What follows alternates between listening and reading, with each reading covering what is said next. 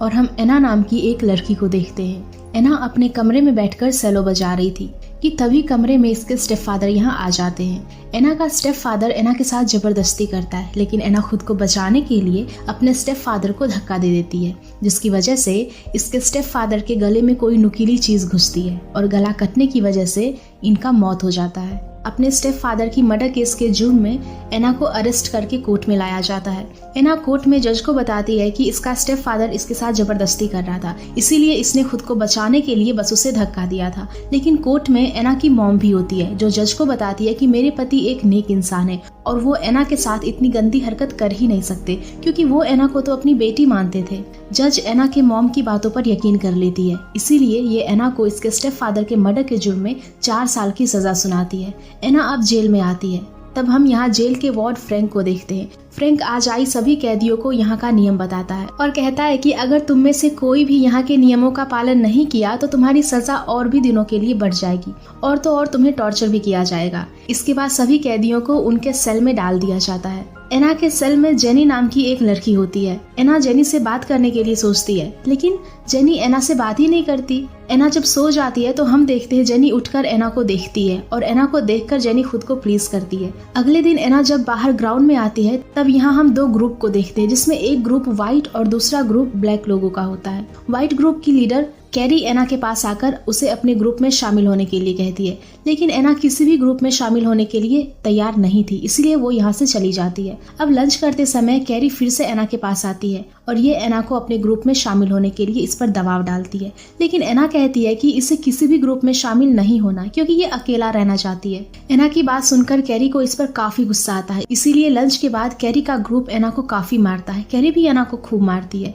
एना काफी इंजर्ड थी, इसीलिए ये डॉक्टर के पास इलाज के लिए आती है। डॉक्टर एना से पूछती है कि तुम्हारी ऐसी हालत किसने किया। तब एना डॉक्टर को सारी बातें बताती है। डॉक्टर एना को जेल के वार्डन फ्रैंक से मिलने के लिए कहती है, क्योंकि वो फ्रैंक ही है जो जेल में एना को उस लड़कियों से बचा सकता था। अब एना वार्डन फ्रैंक के पास आती है और इसे सारी चीजें बताती है। एना की बात सुनकर फ्रैंक कहता है कि यह इसकी मदद करने के लिए तैयार है, लेकिन उसके बदले एना को इसे खुश करना होगा। फ्रैंक की बात सुनकर एना समझ जाती है कि फ्रैंक इससे क्या चाहता है, इसीलिए एना यहाँ से चली जाती है। एना जब अपने सेल में आती है तो यहाँ काफी उदास बैठी थी। तब एना के पास जिनी आती है जो एना को रिलैक्स करती है। जिनी यहाँ एना की खूबसूरती की तारीफ करने लगती है। एना समझ जाती है कि जिनी इसके करीब आना चाहती है। एना यहाँ पर खुद को कंट्रोल नहीं कर पाती और ये जिनी के साथ फिजिकल हो जाती है। अब अगले दिन एना और जिनी जब शेल से बाहर थे तब एना के पास ब्लैक ग्रुप का लीडर किला आती है। किला एना को परेशान करने लगती है, जिसकी वजह से एना यहाँ समझ जाती है कि अगर इसे इस जेल में रहना है तो इसे किसी न किसी ग्रुप में शामिल होना पड़ेगा।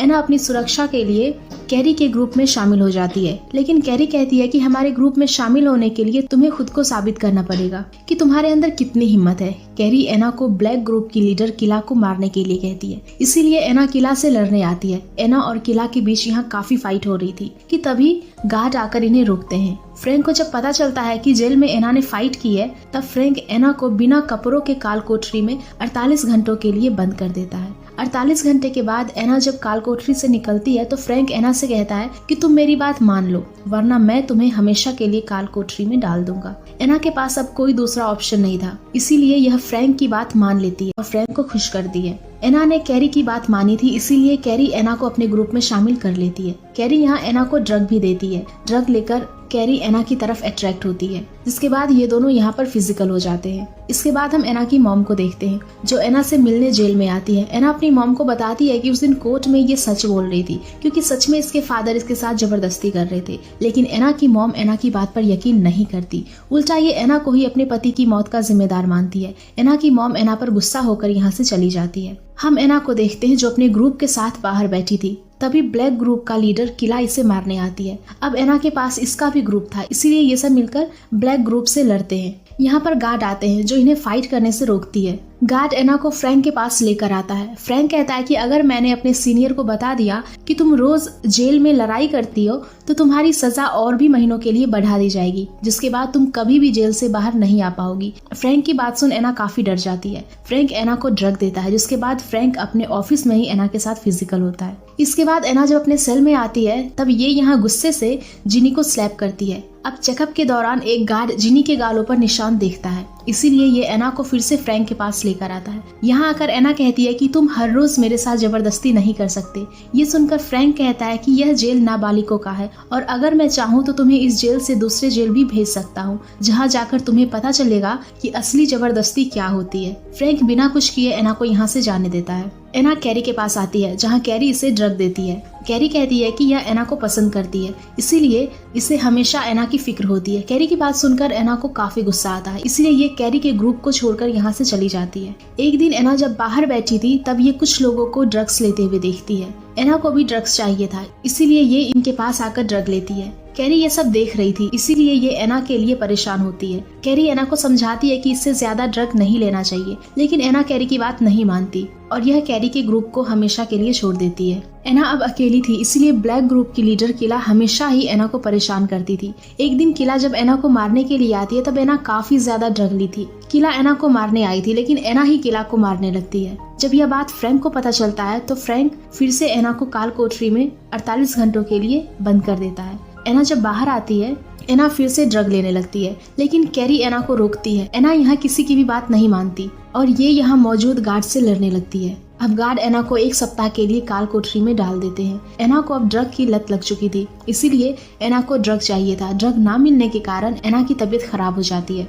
एना को जब खाना मिलता है तो ये खाने के प्लेट को तोड़कर प्लेट के टुकड़े अपने हाथ की नसों को काटकर खुदकुशी करने की सोचती है, लेकिन एक गार्ड एना को इस हालत में देख लेता है। एना को जल्दी से हॉस्पिटल में भर्ती किया जाता है। इलाज होने की वजह से एना जल्दी से ठीक होने लगती है। एना यहाँ उन लोगों को देखती है जो ड्रग लेते थे। इनकी हालत देखकर एना ड्रग लेना छोड़ देती है। एक दिन एना की मॉम एना से मिलने आती है और एना से माफी मांगती है, क्योंकि इन्हें पता चल गया था कि उस दिन इसका पति एना के साथ जबरदस्ती कर रहा था। एना की मॉम एना से वादा करती है और कहती है कि मैं जल्द से जल्द तुम्हें इस जेल से बाहर ले आऊंगी। अपनी माँ की बात सुनकर एना काफी ज्यादा खुश होती है। इसके बाद जब एना ठीक हो जाती है तब इसे फ्रैंक के पास लाया जाता है। एना फ्रैंक से कहती है कि ये इसकी सारी शर्त मानेगी, लेकिन उसके बदले इसे एना का ख्याल रखना होगा ताकि कोई भी इसे जेल में परेशान ना करे। फ्रैंक एना की बात मान लेता है। फ्रैंक यहाँ एना को जेल में हो रहे शो में हिस्सा लेने के लिए कहता है और एना को प्रैक्टिस करने के लिए इसे शेलो भी देता है। कैरी को जब ये पता चलता है तब ये एना पर गुस्सा होती है और इसे मारती है।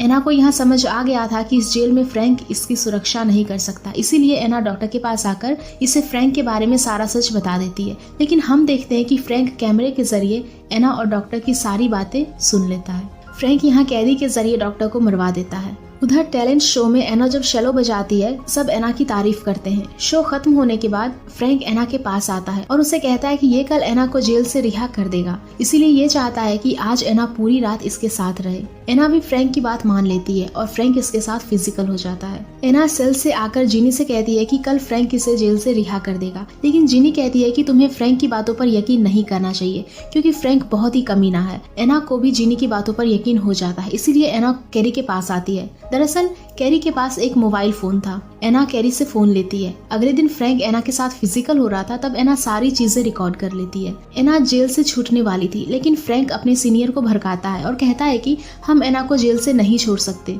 क्योंकि एना का पिछला रिकॉर्ड काफी खराब है, क्योंकि एना बात बात पर लोगों से लड़ने लगती है, जिसकी वजह से इसने कई सारे लोगों को हॉस्पिटल पहुंचाया है। इसीलिए इन्हें एना को जेल से रिहा नहीं करना चाहिए। एना समझ गई थी कि फ्रैंक इसे जेल से नहीं जाने देगा, इसीलिए एना सीनियर ऑफिसर को वीडियो दिखाती है जिसमें फ्रैंक एना के साथ जबरदस्ती फिजिकल हो रहा था। सीनियर ऑफिसर जब वीडियो देखते हैं तब इन्हें फ्रैंक की सारी सच्चाई मालूम पड़ती है। फ्रैंक खुद को बचाना चाहता था, लेकिन ऑफिसर इसकी कोई बात नहीं सुनते। ऑफिसर फ्रैंक को अरेस्ट कर लेते हैं। ऑफिसर एना की सारी बात सुनते हैं, जिसके बाद इन्हें पता चलता है कि एना के साथ कितना गलत हुआ है। ऑफिसर एना को जेल से आजाद कर देते हैं। एना जिनी और कैरी को गुड बाय बोलकर यहाँ से चली जाती है। जेल से निकलकर एना शेलो की अच्छे से तैयारी करती है और कई सारे शो भी करती है। इसी के साथ ये मूवी यहीं पर एंड